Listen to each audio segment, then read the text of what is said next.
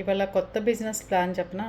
ఆషాఢ మాసంలో గోరింటాకు చెట్టు, మామిడి చెట్లు, మీకు తోటలు ఉంటే కనుక గులాబీ తోట, బంతిపూల తోట, మల్లెపూల తోట.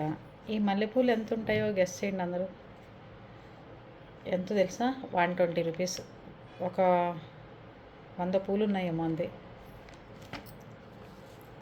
ఈ దండ చాలా పెద్దగా కనపడింది నాకు. చాలా పెద్ద దండ, అమ్మవారికి వేయటానికి బాగుంటుందని.